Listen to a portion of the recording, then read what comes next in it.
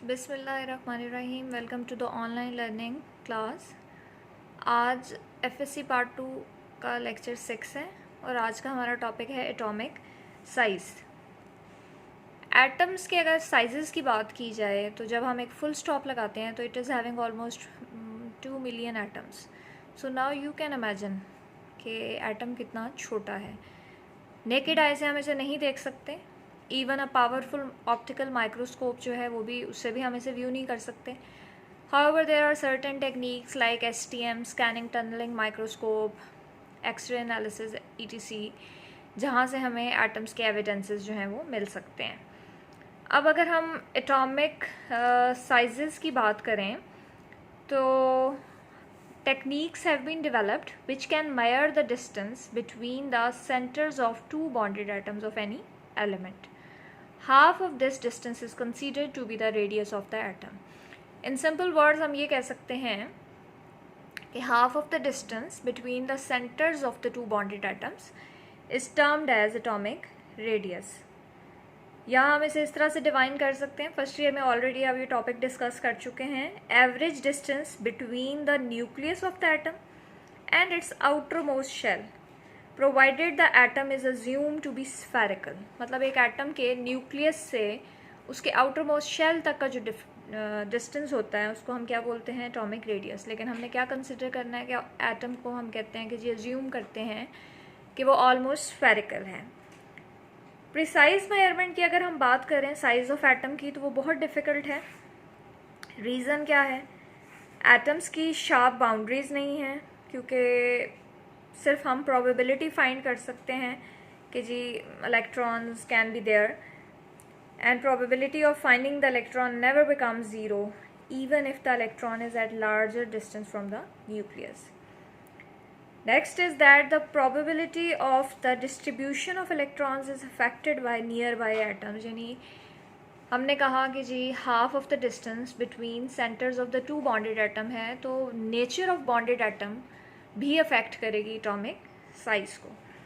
तो ये कुछ factors हैं जिनकी वजह से फिर हम precisely atoms के size measure नहीं कर सकते। And atomic sizes are usually expressed in terms of atomic radii, ionic radii and covalent radii.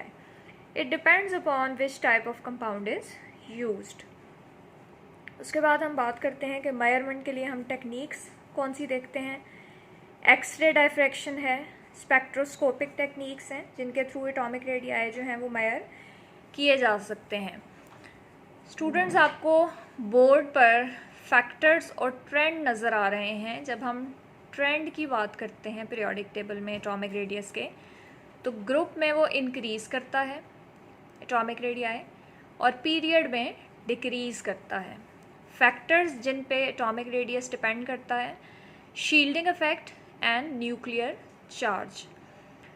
यहाँ पे आपकी कन्वीनियंस के लिए मैंने यहाँ पे एक रिलेशनशिप लिखा है कि एटॉमिक साइज़ जो है वो शील्डिंग इफेक्ट के साथ उसका डायरेक्ट रिलेशनशिप है। यानी अगर शील्डिंग इफेक्ट बढ़ेगा तो एटॉमिक साइज़ भी बढ़ेगा, जबकि न्यूक्लियर चार्ज के साथ अगर हम बात करें तो वो इन्वर्स रिलेशनशिप है एटॉमिक साइज़ का, कि अगर न्यूक्लियर चार्ज बढ़ेगा तो एटॉमिक साइज़ जो है वो डिक्रीज़ करेगा।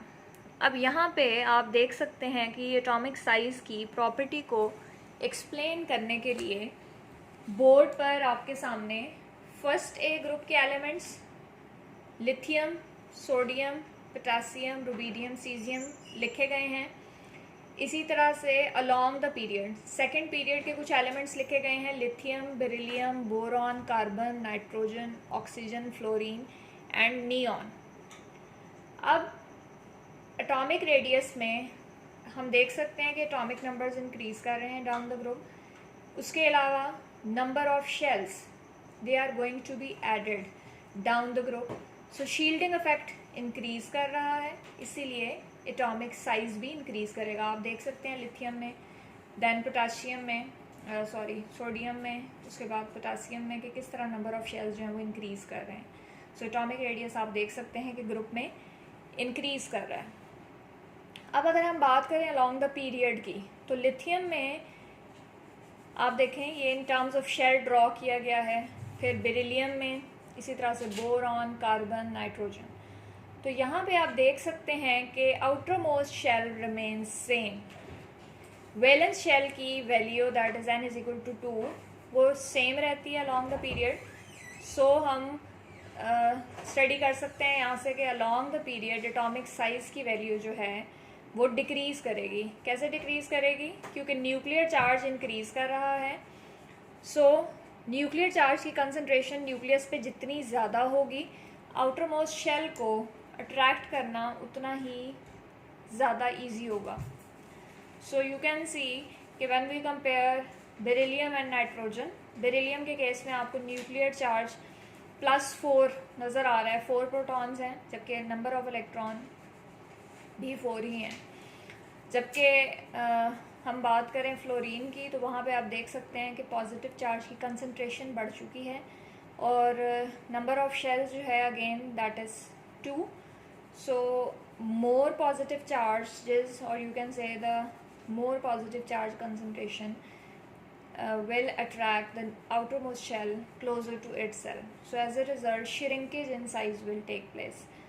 So along the period, nuclear charge is going to increase, so atomic size is decreasing.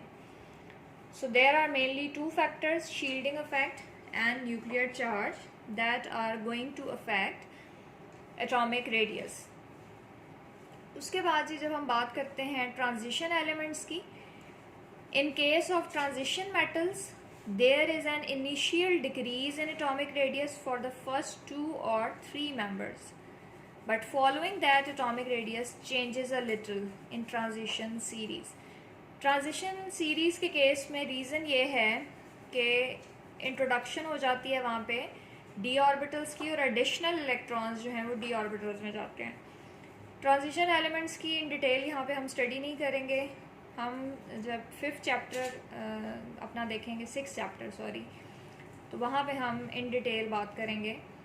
So that is all about atomic size. Atomic size में आपने सबसे पहले क्या चीज़ देखी, डेफिनेशन, कि बेसिकली अगर हम एटम के अंदर न्यूक्लियस से आउटर मोस्ट शेल का डिस्टेंस मेजर करें considering it to be spherical, that is atomic radius or size.